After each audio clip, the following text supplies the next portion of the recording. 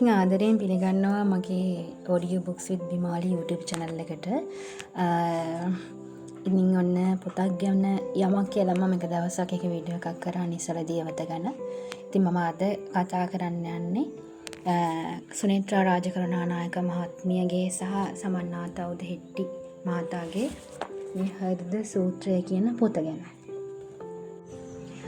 පොත ගැන කියනවා නම් අපි මේ පොත ගැන පොඩි සමරි එකක් දෙනවා නම් පොඩි සාරාංශයක් කරනවා නම් පොතේ නම හෘද සූත්‍රය.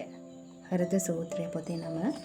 පොත ලියලා තියෙන්නේ සුනේත්‍රා රාජකරුණානායක මහත්මිය සහ සමන්නාතා උදෙහෙට්ටි දෙන්නෙක් එකතු වෙලා තමයි මේ පොත ලියලා තියෙන්නේ. එතකොට මේ පොත නවකතාවක් රුපියල් 400ක් වගේ වෙන්නේ පොත. රුපියල් 400ක් වගේ වෙන්නේ මේක නවකතාවක්. මේ පොතේ පිටු 275ක් තියෙනවා. ඉතින් අපි පොතක් ගන්න ගියාම අපි මුලින්ම කරලා බලන්න මොකද පොතේ ඉස්සරහ පිටුව බලනවා, ඉස්සරහ පිට කවරේ බලනවා, පිටිපස්සේ පැත්ත බලනවානේ. පිටිපස්ස පොතේ පිටුපස්ස කවරයත් බලනවා. එතන මේ පිටුපස්ස කවරේ තියෙනවා ගොඩක් වෙලාවට අපිට බෙදාගලා තියෙනවා මේ පොත රචනා කරපු කතුවරයාගේ පින්තූරයක් එක්ක පොඩි විස්තරයක් තියෙනවා. අන්නේ විස්තරයට අපි කියනවා බ්ලර්බ් එක කියලා. ඉතින් මේ පොතේ එහෙම එකක් තියෙනවා. එතකොට ගොඩක් වෙලාවට මේ බ්ලර්බ් එකට දාන්නේ අපිට පොත ගැන පොඩි අයිඩියා එකක් ගන්න මොකද්ද කියන පොත මට සෙට්ද මට කියවන්න පුළුවන් එකක්ද කියලා බලන්න තමයි අත්‍තරම අපිට එහෙම දෙන්නේ. ගොඩක් වෙලාවට ඒ පොතේ පිටිපස්සට දාන්න පුළුවන් පොතේ ඇතුලේ තියෙන ඒ පොතේ අන්තර්ගත කොටස් වලින් කිහිපයක් දාන්න පුළුවන්. එහෙම නැත්නම් පොතේ සාරාංශයක් දාන්න පුළුවන්. එහෙම නැත්නම් පොත ගැන කතුවරයා කියපු දෙයක් දාන්න පුළුවන්. වෙනත් කෙනෙක් කියපු දෙයක් දාන්න පුළුවන් සහ ඒ වගේ දෙයක් තමයි දාන්න පුළුවන්. සමහර වෙලාවට ගොඩාක් හරි ඉමෝෂනල් හැඟීම්බර වාක්‍ය අපි කතාවේ රඳවා තියාගන්න පුළුවන් හූක් සෙන්ටෙන්සස් වගේ ඒවා මේ පිටිපස්ස කොටසේ මේ කවරේට දානවා. ඉතින් ඒ දේවල් තමයි පිටිපස්ස කවරේ තියෙන්නේ. මම කියවන්නම් මේ පොතේ බැක් කවර් එකේ තියෙන්නේ මොනවද කියලා.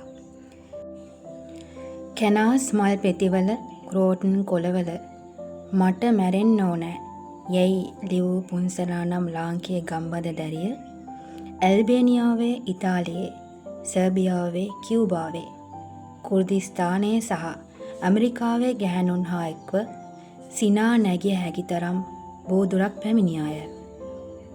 පුන්සරා එක්ව ඒ ගමන් මග යන අපට අවබෝධ වන්නේ හෘදයාංගම මිනිස් සම්බන්ධතා පිළිබඳ අපම වියාගෙන ඇති මිත්‍යා කඩතුරා ඉවත් කළ කල්හි දක්නට ලැබෙන සත්‍යයි. මේ නිරුවත් යථාර්ථය ඔස්සේ චූල බන්ධන ඉක්මවන ආනන්දනීය විශ්ව ශාන්තියක් උදා කරගත හැකි සූත්‍රයක් හොයාගත නොහැකිද? මේ පොතේ මුලින්ම අපිට හමු වෙනවා පිටු කිහිපයක් ගියාට පස්සේ නිදාන කතාව කියලා එකක්. මේ නිදාන කතාවේ ඇත්තටම තියෙන කොහොමද මේ සුනේත්‍රා රාජකරුණානායක මහත්මිය සහ සමන්නාතා උදෙහෙට්ටි මහතා එකතු වෙලා මේ පොත ලියන්න ගත්ත උත්සාහය කියලා. එතකොට දෙන්නෙක් එකතු වෙලා පොතක් ලියනවා කියන්නේ ගොඩක් අමාරු වැඩක්. මොකද දෙන්නගේ අදහස් ගැලපෙන්න ඕනනේ. දෙන්නගේ ලියන ශෛලියන් දෙකක් වුණොත් ඉතින් පොත ගලපන්න ටිකක් අමාරුයි.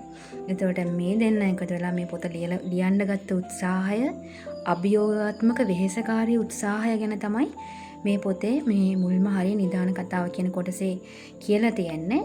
එතකොට මේ පොත මේගොල්ලෝ ලියලා තියෙන 2005 සැප්තැම්බර් මාසයේ විතර වෙනකොට තමයි මේ ප්‍රතිඵලය අපිට ලැබෙන්නේ.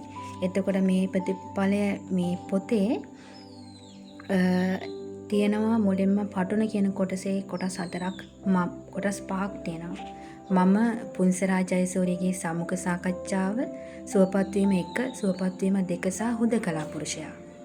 ඉතින් මේ නවකතාවේ ප්‍රධානම චරිත දෙකක් තියෙන එකක් තමයි මුදිත, අනිත් එක තමයි පුන්සරා.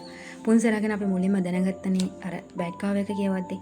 එතකොට මේකේ පුන්සරා සහ මුදිත කියලා ප්‍රධාන චරිත දෙකක් තියෙනවා. කතාව පටන් ගන්නෙ මුදිතගේ. ඉතින් මුදිත තමයි මුලින් කතා කරන්නේ. ඒක උත්තම පුරුෂ දෘෂ්ටි කෝණයෙන් වගේ මුල හරිය යනවා මුදිතගේ කතාව. ඊට පස්සේ පුන්සරාගේ කතාව යනවා. එතකොට මුදිත කියන්නේ වෘත්තියෙන් ගොඩනැගිලි සම්බන්ධයෙන් ඉන්න ගොඩනැගිලි නිර්මාණ ශිල්පියෙක්. ඒ පොතේ මුලින්ම සඳහන් වෙන්නේ යා ගැන. බොහොම ආසීත වෙනවා කියනකොට ඊළඟට අපිට හම්බ වෙන පුන්සරා කියන චරිතය. පුන්සරා කියන්නේ ලේඛිකාවක්. කිව්වොත් නිවැරදි. කවි ලියන්නත් පුළුවන්. එයා පත්තරවලත් රචනා කරනවා ලිපි ලේඛිකාවක් කිව්වොත් නිවැරදියි. ඉතින් මුදිත කියන්නේ පුන්සරාගේ විවාහක ස්වාමිපුරුෂයා. එතකොට මුදිතගේ ජීවිතය සහ පුන්සරාගේ ජීවිතය ගැන තමයි මේ කතාවේ කියවෙන්නේ. සහ ඊළඟට මේකෙදී පුන්සරා ගැන මුදිත නොදත් බොහෝ දේවල් මුදිත දැනගැනීමක් සිද්ධ වෙනවා.